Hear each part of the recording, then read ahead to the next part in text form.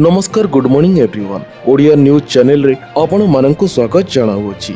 जदि न्यूज गुड़िक आपण माननकु भल लागुथाए ताहाले वीडियोटी को गोटिए लाइक करी चैनल को सब्सक्राइब करी दियंतु। तेबे चलंतु आजिर गुरुत्वपूर्ण न्यूज गुड़िक उपरे नजर पकाइबा। सुभद्रा योजना ने आसिला बड़ अपडेट। राखी पूर्णिमारे मिलिबो सुभद्रा योजनार तृतीय किस्ती टंका। तेबे नारी माननकु सम्मान देवा आम राजनैतिक प्रशिक्षणर प्रथम शिक्षा। सरकार एक वर्ष पूरण पर द्वितीय वर्षर प्रथम कार्यक्रम हेउछि आमर एही नारी शक्ति समावेश। कारण आमे विश्वास करू जे जेते दिन पर्यंत अधा जनसंख्यार विकास होई नहीं राज्य केबे भी विकसित होई परिबो नाही। राज्य सरकारंकर एक वर्ष पूर्ति पालन अवसर रे कटकर ऐतिहासिक बालीजात्रा पड़ियाटारे राज्य स्तरीय नारी शक्ति समावेश को उद्घाटन करी मुख्यमंत्री मोहन चरण माझी यह कही अछंती। सुभद्रा योजनार सफलता आम बलिष्ठ संकल्प एक प्रकृष्ट उदाहरण बोली मुख्यमंत्री कहिथिले। से आउरी कहिथिले जे सुभद्रा सहायता हेउछि मां माननको आर्थिक क्षेत्र में स्वावलंबी करिबा एक लंबा यात्रा अटे। यह छड़ा महिला माननको आर्थिक स्तर में स्वावलंबी करिबा पई प्रधानमंत्री मोदी लक्षपति दीदी योजनार परिकल्पना करिथिले।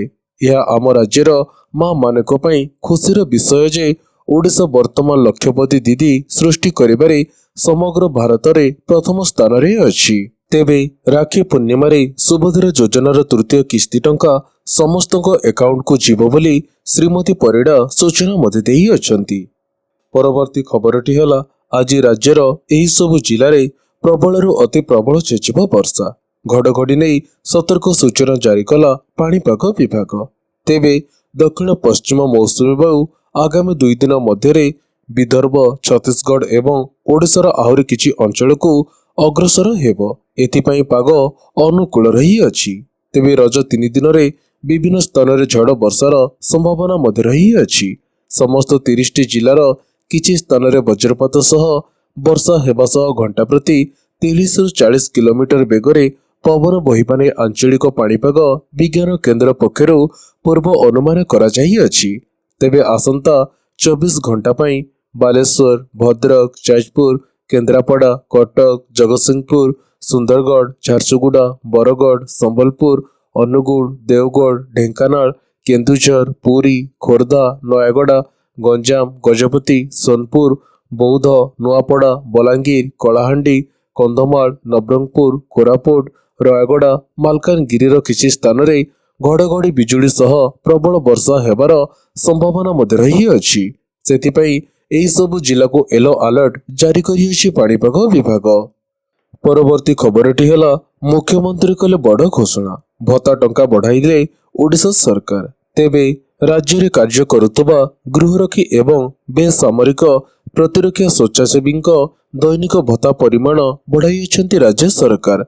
यह भत्ता वृद्धि को पिछला भावे जनवरी मासरू लागू करा जिवो। राज्य सरकारंकर एही निष्पत्ति क्रमे गृहरक्षींकर दैनिक भत्तारे 11 टंका वृद्धि होई अछि। बेसामरिक स्वेच्छासेवी दैनिक भत्तारे 119 टंका वृद्धि पाई अछि। सेहिपरि समानंकर तालीम भत्तारे 112 टंका वृद्धि होई अछि। राज्य सरकारंकर एही घोषणा अनुसार गृहरक्षी एणिकी 623 टंका पाइबे। पूर्वरु समाने 612 टंका पाउथिले। सेहिपरि बेसामरिक प्रतिरक्षा स्वेच्छासेवी माने दैनिक भत्ता आकार रे 150 टंका एवं तालीम काल रे दैनिक 140 टंका पाइबे। जेतेबेले तांको सेवार आवश्यक हेब सेतेबेले सरकारंकु नियोजित करिबा सह एही भत्ता प्रदान मध्ये करिबे। एबे राज्य रे मात्र 753 जन बेसामरिक प्रतिरक्षा स्वेच्छासेवी सक्रिय अछंती। परवर्ती खबरटी हला राज्य सरकारंकर बड़ निष्पत्ति ओडिशा रे समस्त सरकारी सेवा पई आधार हेला बाध्यतामूलक। तेबे सरकारी सेवा वितरण को सुव्यवस्थित करिबा एवं स्वच्छता वृद्धि करिबा दिगरे एक गुरुत्वपूर्ण पदक्षेप भावे ओडिशा सरकार विभिन्न राज्य स्तरीय सेवा एवं आधारिक प्रमाण पत्र पाइबा पई आधार को बाध्यतामूलक करि अछंती। राजस्व और विपर्यय परिचालना विभागर एक सांप्रतिक निर्देश नाम उल्लेख करा जाय अछि जे विभिन्न अत्यावश्यक दस्तावेज पई आवेदन करुवा व्यक्तिंको पई ଆଧାର ଏବେ ଏକ ବାଧ୍ୟତାମୂଳକ ଆବଶ୍ୟକତା ହେବ। ଏହି ନିଷ୍ପତ୍ତି ସେବା ବିତରଣ ପ୍ରକ୍ରିୟାକୁ ସରଳ କରିବା, ପରିଚୟ ଯାଞ୍ଚ ମାଧ୍ୟମରେ ପ୍ରମାଣିକତା ନିଶ୍ଚିତ କରିବା ଏବଂ ଆଧାରର ମାଧ୍ୟମରେ ହିତାଧିକାରୀଙ୍କର ଯୋଗ୍ୟତା ଯାଞ୍ଚ କରି ସିଧାସଳଖ ଲାଭ ହସ୍ତାନ୍ତରଣକୁ ସହଜ କରିବା ଲକ୍ଷ୍ୟରେ ନିଆଯାଇଅଛି।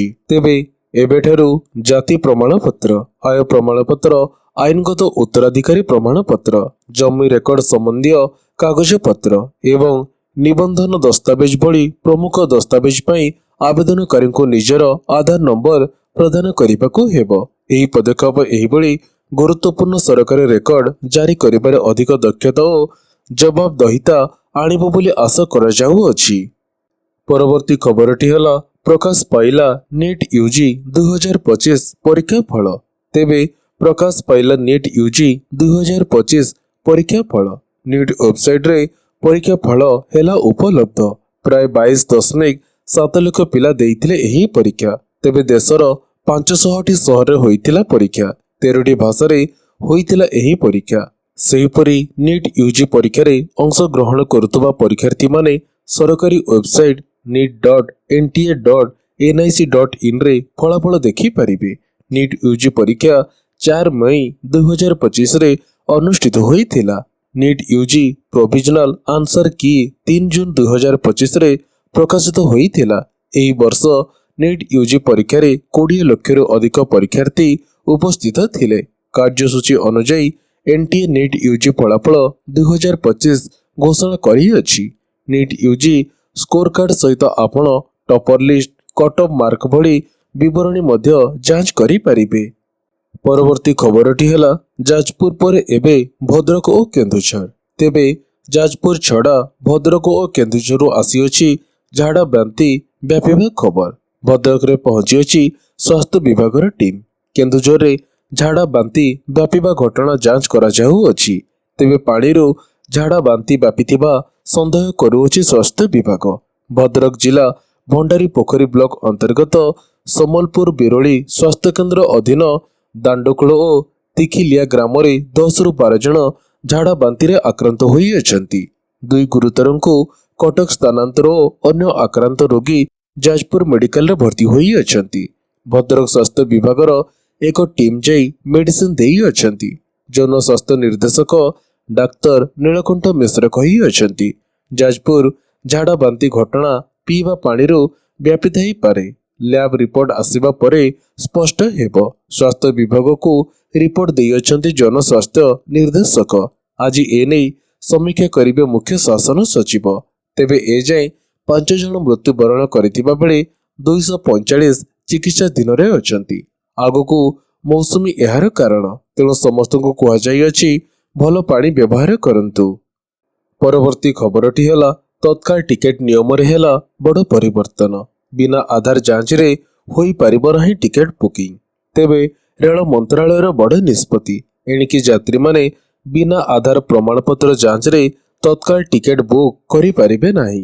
ମନ୍ତ୍ରାଳୟ ପକ୍ଷରୁ ସ୍ପଷ୍ଟ କରାଯାଇଅଛି ଯେ ଟିକେଟ ବୁକିଂ ସମ୍ପର୍କରେ ଏହି ବଡ଼ ପରିବର୍ତ୍ତନ 1 ଜୁଲାଇ 2025ରୁ କାର୍ଯ୍ୟକାରୀ ହେବ। ସୂଚନାଯୋଗ୍ୟ ଯେ ନିକଟରେ ରେଳ ମନ୍ତ୍ରୀ ଅଶ୍ୱିନୀ ବୈଷ୍ଣବ ତାଙ୍କର ଟ୍ୱିଟର ଆକାଉଣ୍ଟରେ ଏକ ପୋଷ୍ଟ ମାଧ୍ୟମରେ କହିଥିଲେ ଯେ ଏହି ନିୟମଗୁଡ଼ିକ ଶୀଘ୍ର କାର୍ଯ୍ୟକାରୀ ହେବ।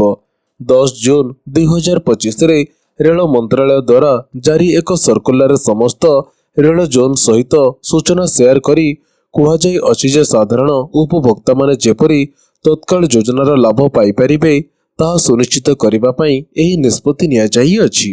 କୁହାଯାଉଅଛି ଯେ 1 ଜୁଲାଇ 2025ରୁ କେବଳ ଆଧାର ଯାଞ୍ଚ ହୋଇଥିବା ଉପଭୋକ୍ତାମାନେ IRCTC ୱେବସାଇଟ କିମ୍ବା ଆପ୍ ମାଧ୍ୟମରେ ଟିକେଟ ବୁକ୍ କରିପାରିବେ। ଏହାପରେ 15 ଜୁଲାଇ 2025ରୁ ତତ୍କାଳ ବୁକିଂ ପାଇଁ ଆଧାର ଆଧାରିତ OTP ପ୍ରମାଣୀକରଣକୁ ମଧ୍ୟ ବାଧ୍ୟତାମୂଳକ କରାଯିବ। ଏହା ବ୍ୟତୀତ ରେଳ ଟିକେଟ ଏଜେଣ୍ଟମାନେ ତତ୍କାଳ ଟିକେଟ ବୁକିଂ ଖୋଲିବାର 30 ମିନିଟ୍ ପୂର୍ବରୁ ଟିକେଟ ବୁକ୍ କରିପାରିବେ ନାହିଁ। ପରବର୍ତ୍ତୀ ଖବରଟି ହେଲା 20 ତାରିଖରେ ଭୁବନେଶ୍ୱରରେ ପ୍ରଧାନମନ୍ତ୍ରୀଙ୍କର ରୋଡ୍ ଶୋ। ବଡ଼ ଘୋଷଣା କରିବା ନେଇ ପଞ୍ଚାୟତ ରାଜ ମନ୍ତ୍ରୀଙ୍କର ସୂଚନା। ତେବେ 20 ତାରିଖରେ ଓଡ଼ିଶା ଆସିଉଛନ୍ତି ପ୍ରଧାନମନ୍ତ୍ରୀ ନରେନ୍ଦ୍ର ମୋଦି। ପ୍ରଧାନମନ୍ତ୍ରୀଙ୍କର ଉପସ୍ଥିତିରେ 20 ତାରିଖରେ ଅନ୍ତର୍ଦୟ ଗୃହ ଯୋଜନାରେ କାର୍ଯ୍ୟଦେଶ ବଣ୍ଟାଯିବ। 50,000 ହିତାଧିକାରୀଙ୍କୁ କାର୍ଯ୍ୟଦେଶ ବଣ୍ଟନ କରାଯିବା ନେଇ ସୂଚନା ଦେଇଅଛନ୍ତି ପଞ୍ଚାୟତରାଜ ମନ୍ତ୍ରୀ ରବି ନାୟକ। ମନ୍ତ୍ରୀଙ୍କର ସୂଚନା ମୁତାବକ 20 ତାରିଖ ଅପରାହ୍ନ 3ଟାରେ ପ୍ରଧାନମନ୍ତ୍ରୀ ବିମାନ ବନ୍ଦରରେ ପହଞ୍ଚିବେ। ପ୍ରଥମେ ତ୍ରିରଙ୍ଗା ଯାତ୍ରାରେ ସାମିଲ ହେବା ପରେ ରୋଡ୍ ଶୋ କରାଯିବ। ପ୍ରଧାନମନ୍ତ୍ରୀଙ୍କ ଉପସ୍ଥିତିରେ 20 ତାରିଖରେ ଅନ୍ତର୍ଦୟ ଗୃହ ଯୋଜନାରେ କାର୍ଯ୍ୟଦେଶ ବଣ୍ଟନ କରାଯିବ। 50,000 ହିତାଧିକାରୀଙ୍କୁ କାର୍ଯ୍ୟଦେଶ ବଣ୍ଟନ କରାଯିବ। ଏହି ଅବସରରେ ପ୍ରଧାନମନ୍ତ୍ରୀ ଅନେକ ନୂଆ ଯୋଜନା ଘୋଷଣା ମଧ୍ୟ କରିବେ। ଏଥିରେ ମହାପୁରୁଷ ଆଦର୍ଶ ଗ୍ରାମ ଯୋଜନା ବି ଘୋଷଣା ମଧ୍ୟ ହୋଇପାରେ। ଓଡ଼ିଶା ପ୍ରତି ପ୍ରଧାନମନ୍ତ୍ରୀଙ୍କର ବିଶେଷ ଆଗ୍ରହ ମଧ୍ୟ ରହିଅଛି, ଯେଉଁଥିପାଇଁ ଗୋଟିଏ ବର୍ଷରେ ସେ 6 ଥର ଓଡ଼ିଶା ଆସୁଛନ୍ତି ବୋଲି କହିଅଛନ୍ତି ମନ୍ତ୍ରୀ ରବି ନାୟକ। ପରବର୍ତ୍ତୀ ଖବରଟି ହେଲା ସରକାରୀ କର୍ମଚାରୀମାନଙ୍କୁ ସମୟାନୁବର୍ତ୍ତିତା ଛାଡ଼। ଏବେ ଅଫିସ ଜଗିବ ଏଆଇ କ୍ୟାମେରା। ତେବେ ସରକାରୀ କର୍ମଚାରୀମାନଙ୍କ ପାଇଁ ମୋହନ ସରକାର ଲଗାଇଅଛନ୍ତି ସମୟାନୁବର୍ତ୍ତିତା ଛାଡ଼। ନିର୍ଦ୍ଧାରିତ ସମୟ ଭିତରେ ଅଫିସରେ ପହଞ୍ଚି ଉପସ୍ଥାନ ଦେବାକୁ ନିର୍ଦ୍ଦେଶ ଦିଆଯାଇଅଛି। ନିର୍ଦ୍ଧାରିତ ସମୟ ପୂର୍ବରୁ ବି ଅଫିସ ଛାଡ଼ି ପାରିବେ ନାହିଁ କର୍ମଚାରୀ। 3 ଥର ଅଧଘଣ୍ଟା ବିଳମ୍ବରେ ଆସିଲେ ଖାତାରୁ ଛୁଟି କଟିବ। ଖାଲି ଏତିକି ନୁହେଁ, ଆଗକୁ ଏଆଇ କ୍ୟାମେରା ଜଗିବ ସରକାରୀ କର୍ମଚାରୀଙ୍କର ଉପସ୍ଥାନ ଓ ଗତିବିଧି। RFID ଟେକ୍ନୋଲୋଜି ଭିତ୍ତିକ ସ୍ମାର୍ଟ ପରିଚୟ ପତ୍ର ସରକାରୀ କର୍ମଚାରୀଙ୍କୁ ଜାରି ହେବ। ଏହି ଆଇ କାର୍ଡକୁ ଅଫିସକୁ ପ୍ରବେଶ ଓ ପ୍ରସ୍ଥାନ ସମୟରେ ପଞ୍ଚିଂ କରିବାକୁ ହେବ। ରାଜ୍ୟ ସରକାର ସମସ୍ତ ସରକାରୀ କାର୍ଯ୍ୟାଳୟରେ କାର୍ଯ୍ୟକାରୀ ହେବା ପୂର୍ବରୁ ଏହି ବ୍ୟବସ୍ଥା ଲୋକସେବା ଭବନ ଏବଂ ଖାରବେଳ ଭବନରେ ଏକ ପାଇଲଟ ପ୍ରୋଜେକ୍ଟ ଭାବେ ଆରମ୍ଭ କରାଯିବ ବୋଲି ସୂଚନା ମିଳିଅଛି। ସାଧାରଣ ପ୍ରଶାସନ ବିଭାଗ ଗୁରୁବାର ଦିନ ସମସ୍ତ ଜୁନିୟର କର୍ମଚାରୀମାନଙ୍କଠାରୁ ଆରମ୍ଭ କରି ଉଚ୍ଚ ପଦାଧିକାରୀ ପର୍ଯ୍ୟନ୍ତ ନିର୍ଦ୍ଧାରିତ ସମୟ ମଧ୍ୟରେ କାର୍ଯ୍ୟରେ ଯୋଗ ଦେବାକୁ ଏକ ନିର୍ଦ୍ଦେଶ ଜାରି କରିଅଛି। ପରବର୍ତ୍ତୀ ଖବରଟି ହେଲା ଇତିହାସ ରଚିଲା ଦକ୍ଷିଣ ଆଫ୍ରିକା। 27 ବର୍ଷ ପରେ ଜିତିଲା ICC ଟ୍ରଫି। ତେବେ 2.5 ଦଶନ୍ଧି ପରେ ICC ଟ୍ରଫି ଜିତିବାରେ ସଫଳ ହୋଇଅଛି ଦକ୍ଷିଣ ଆଫ୍ରିକା ଟିମ୍। ଚାମ୍ପିୟନ୍ସ ଟ୍ରଫି ଜିତି ଦକ୍ଷିଣ ଆଫ୍ରିକା ଇତିହାସ ରଚିଅଛି, କାରଣ ଦଳ 27 ବର୍ଷ ପରେ କୌଣସି ICC ଟ୍ରଫି ଜିତିବାରେ ସଫଳ ହୋଇଅଛି। ଦକ୍ଷିଣ ଆଫ୍ରିକା ଅଷ୍ଟ୍ରେଲିଆକୁ ଟେଷ୍ଟ ଚାମ୍ପିୟନସିପ୍ ଫାଇନାଲ ମ୍ୟାଚରେ 5ଟି ୱିକେଟରେ ପରାସ୍ତ କରିଅଛି। ତେବେ ବଡ଼ ବଡ଼ ମ୍ୟାଚରେ ପ୍ରୋଟିଆଜ ଦଳ ସେମିଫାଇନାଲ ନହେଲେ ଫାଇନାଲରେ ପରାଜୟ ବରଣ କରିଥାଏ। ଫଳରେ ଦକ୍ଷିଣ ଆଫ୍ରିକାକୁ ଚୋକର୍ସ ଦଳ ବୋଲି କୁହାଯାଏ। ହେଲେ ଏବେ ଏହି ଟ୍ୟାଗ ହଟି ଯାଇଅଛି। ପ୍ରଥମ ପାଳିରେ 74 ରନ୍ ପଛୁଆ ରହିବା ସତ୍ତ୍ୱେ ଦ୍ୱିତୀୟ ପାଳିରେ ଭଲ ବ୍ୟାଟିଂ କରି ବିଜୟ ସମ୍ଭାବନା ଦକ୍ଷିଣ ଆଫ୍ରିକାର ବିଜୟ ସମ୍ଭାବନା ବଢ଼ାଇଥିଲା। ଅଷ୍ଟ୍ରେଲିଆର ଦ୍ୱିତୀୟ ପାଳି 207 ରନ୍ରେ ଅଟକି ଯିବାରୁ ଦକ୍ଷିଣ ଆଫ୍ରିକା ସମ୍ମୁଖରେ 282 ରନ୍ର ବିଜୟ ଲକ୍ଷ୍ୟ ରହିଥିଲା। ତେବେ ମୁଁ ଆଶା କରୁଅଛି ଆଜିର ଏହି ଗୁରୁତ୍ୱପୂର୍ଣ୍ଣ ନ୍ୟୁଜ୍ ଗୁଡ଼ିକ ଆପଣମାନଙ୍କୁ ନିଶ୍ଚିତ ଭାବରେ ଭଲ ମଧ୍ୟ ଲାଗିଥିବ। ତେବେ ପୁଣି ଦେଖାହେବ ଏହିଭଳି କିଛି ଲାଟେଷ୍ଟ ଅପଡେଟ୍ ସହିତ। ସେତେବେଳେ ପର୍ଯ୍ୟନ୍ତ ବିଦାୟ ଦିଅନ୍ତୁ। ଜୟ ଜଗନ୍ନାଥ।